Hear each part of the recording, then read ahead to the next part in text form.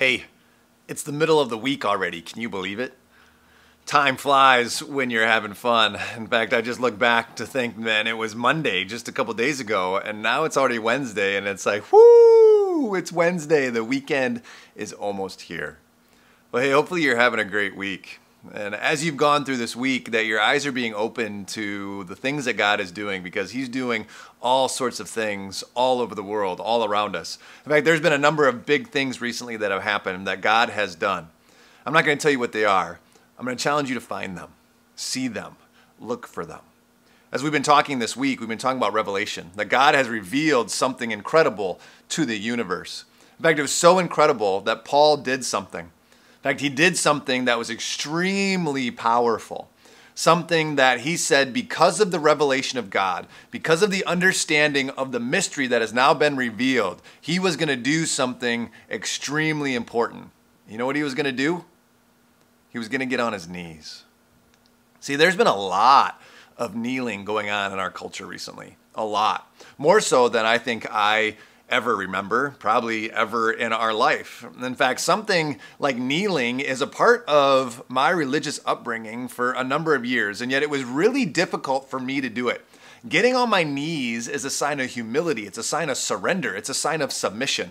And there's a weakness that I always perceived within it, that if I got on my knees, I wasn't strong enough, that I wasn't going to be able to do it on my own, that I was incapable of something. And yet what I've come to realize in my old age, or at least older age, is that kneeling is powerful for the right reasons. And Paul gives us in Ephesians a very powerful reason to get on our knees. And he says this in Ephesians chapter 3, 14 through 16. For this reason I kneel before the Father, from whom every family in heaven and on earth derives its name. I pray that out of his glorious riches he may strengthen you with power through his Spirit in your inner being, so that Christ may dwell in your hearts through faith. See, Paul understood the revelation, the mystery was so awe-inspiring and so incredible that he would get on his knees. He says, for this reason I kneel before the Father. Who? From whom every family in heaven and on earth derives its name. God the Father, who gave life to every family in heaven and on earth. And he says, I pray that out of his glorious riches he may strengthen you with power through his Spirit in your inner being, so that Christ may dwell in your hearts through faith. There's a reason Paul got on his knees, because he was so in awe of God. He knew that this was someone worth kneeling for. And he begins a prayer as he gets on his knees for those that were reading this letter, the Ephesians specifically, and you and me right now in this time, that we would understand the power that we have, that God has given us through his Spirit in our being, so that Christ may dwell in our hearts through faith. That's pretty incredible. That's something worth kneeling for.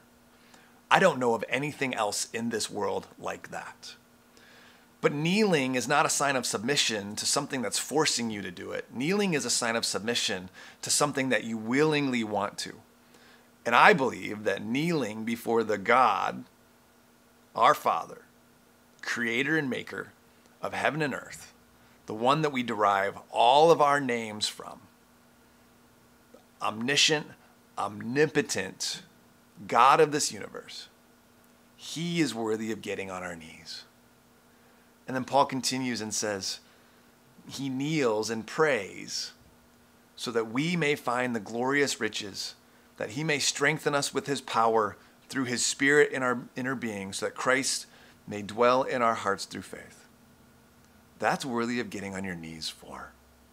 And so maybe that's where you need to go today. It's the middle of the week. It's crazy to think that it's already here.